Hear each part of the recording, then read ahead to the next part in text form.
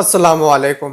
سولاپور کے شہید قربان حسین ایک ایسے شہید وطن ہیں جنہوں نے اپنے آزادی پسند ساتھیوں کے ساتھ مل کر ہندوستان کی آزادی کے 18 سال قبل ہی 1930 میں شہر سولاپور کو آزاد کرا لیا تھا۔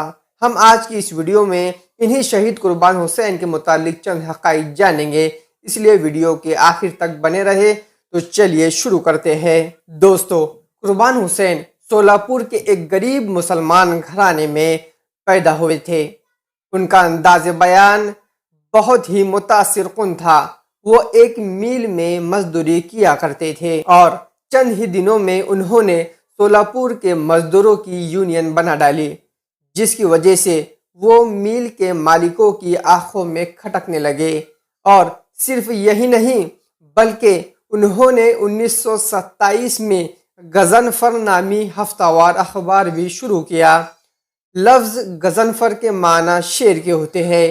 اس اخبار میں انہوں نے جدوجہد آزادی کے لیے بیداری پیدا کی، مزدوروں کے مسائل، ہندو مسلم اتحاد سمیت مختلف موضوعات پر لکھا۔ ناظرین حضرات، قربان حسین کا انداز بیان بہت ہی بے باک اور جوشیلا ہوا کرتا تھا، اور جب 5 مئی 1930 کو نمک ستیہ گرہ کے تحت گاندھی جی کی گرفتاری کی گئی، اس کے بعد سولاپور شہر میں منعقد اجلاس میں قربان حسین کی تقریر سن کر نوجوان انگریزوں کے خلاف بھڑک اٹھے۔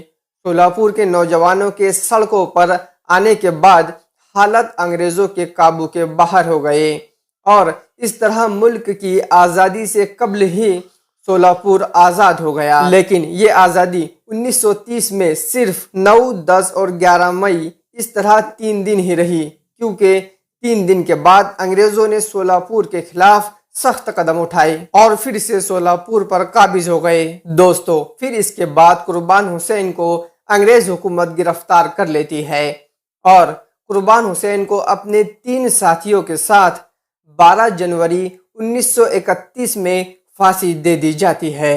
اور سب سے حیران کن بات تو یہ ہے کہ جب قربان حسین کو شہید کیا گیا تب ان کی عمر محض 22 برس تھی۔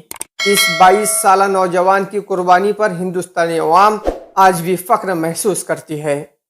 جے ہند۔